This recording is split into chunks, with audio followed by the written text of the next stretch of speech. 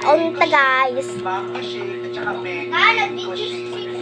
Magkaon guys. Sino ka doon? Sino ka doon? Ay! Diba ko?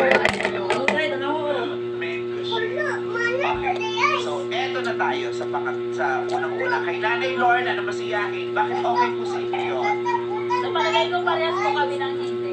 Kaya siguro Ano po doon ang parehas kayo? doon sa pag-drawing at saka sa...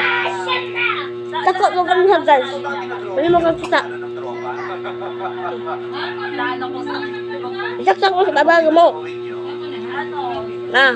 kagaya ng mga project na anak ko, lahat ako ang gumagawa. Kaya talaga ako. Mahilig talaga. Ano ko naman yung responsable yung anak ko nanay? May self-reliance yan na lumaki. Mataas naman po yung grade. Tako. Yes po. Ayan. So,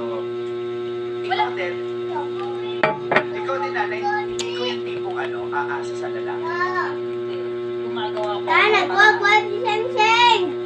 Surbo ni. Isip ko din syempre, Trapo-trapo. ang mga Wala yung musing. mga Genesis, Isang wala yung musing.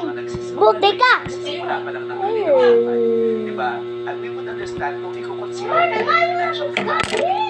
Diba? Saka sakaling magiging partner nila. Pero sa mga ganitong edad, mag-iisip ko, sa ganitong edad ba, will they consider that kung kaya mo, may kakayahan pa, may magandang kakayahan. Diba to guys? O hindi, kasi una, sa edad nila, they just want to enjoy. Magkaon ta At guys. pangalawa, kaya na nila Yeah. ang sarili nila, hindi nila iaasa sa kanilang partner. Ganon. Ha. Hindi! Kasi nagising. Oh! Sa kanila ngayon, hindi walang